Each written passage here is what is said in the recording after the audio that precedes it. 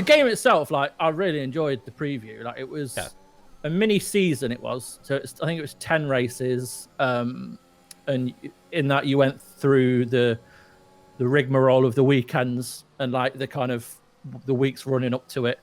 And before I played it, we had a little presentation from the developers at EA/Codemasters, and they talked us through some of the new features. So at least I knew what to look out for and what had been changed.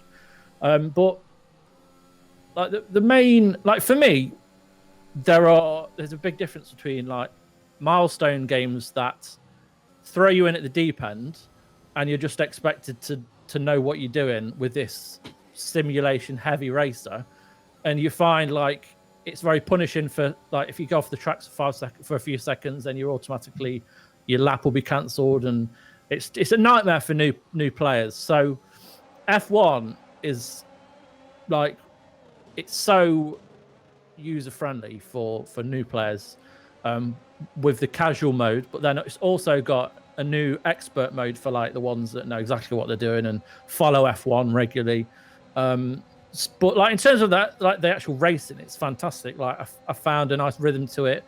It like many other races, it's got the dynamic line in the middle, which tells you kind of when to brake and accelerate, and that's obviously very important for F1 because they're a lot faster than your regular cars.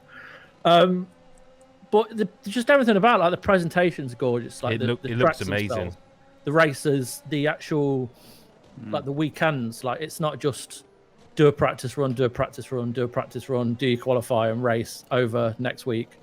Like there's the start of the season, there's like a proper introduction by like you get on, is it Channel 4 we do F1 now, where they've got like full on presenters from the pit stops and stuff. That they've got that all in there, and it throws you over to your pit, and you've got all your kind of team working in the back on the computers, and you've got all your information in front of you. And the practice runs now kind of give you more of a reason to pay attention to them, because each practice session you can do three particular things, like three particular kind of challenges that provide you with more kind of points to spend on R&D for your car and team.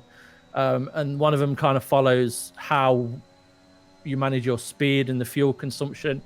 Another one has a focus on like your management of the track, and whether you're going to get to the pits appropriately by how you're racing, the tires, that kind of thing. So you kind of have to focus on different things when you're racing in these practice sessions, and that exponentially broadens your knowledge of the Formula One race when you actually do it, because you're not just holding down the accelerator and trying to speed up. You're playing it by ear, because it's obviously it's not a sprint in F1, it's a race. You know, actual F1 competitions goes on for like 10s, 30s, 40s, whatever, how many laps. So it's all about managing your fuel and your kind of how you take corners not to damage your tires and that kind of thing. But so there's all that, and that's quite a detailed way to race. But handling's excellent. Like it feels amazing. And then like the stuff you're doing when you're not racing, it ranges from kind of spending points on your car and like the various sections of like your aerodynamics and your powertrain, and so you can buy new like crankshafts and decals and whatever you want, so they can either make your car look nice or you can actually physically improve your car. But the career side of it, obviously there's an actual story mode in it this year, but we didn't get to see that, which is called Breaking Point. And I'm kind of hoping it's like a long shot from Madden, because that was phenomenal, like a genuinely interesting, well-written career mode.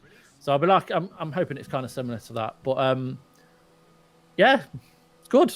I enjoyed it. It looks great. It's the one of these games that every time like a new one comes out, I kind of, because it's not like, so like with someone like a FIFA, I could still, even the new gen version, which looks, lovely, but I could still look at that and go, the crowds still look crap. Like, I'm not saying I could do any better, but F1 isn't that kind of sport where you do have crowds, but they're not. No, every turn. The detail at the different stadiums are fantastic. Like there are crowds, but they're not the main focus, are they? It's not like no, that's what I mean. Where the crowds kind of play, the footballers play off the crowds. Yeah, there's not crowds at every part of the stadium. In this case, track. No, you're right. So the detail kind of is in the track itself, the car which look amazing. Yeah. And the kind of the visuals now.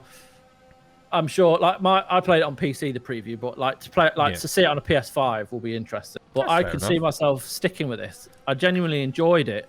Like I felt the reward was excellent, and like the amount of times I've tried to get into F1 because I feel like I would enjoy it.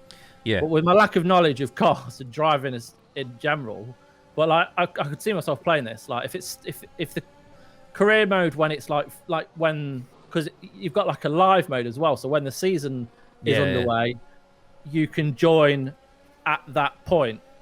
So say they're in Britain at Silverstone or whatever, you can join at that moment with the same stats as like positions of where the drivers are and what teams are involved and stuff like that. So like it's perfect for like fans as well. But I think they've got a real knack of bringing in anyone, like giving them the option to play. Like you can change the settings as much as you want. You can make it as tough or as easy as you want, but it'll still be a challenge regardless of your level, really. So yeah,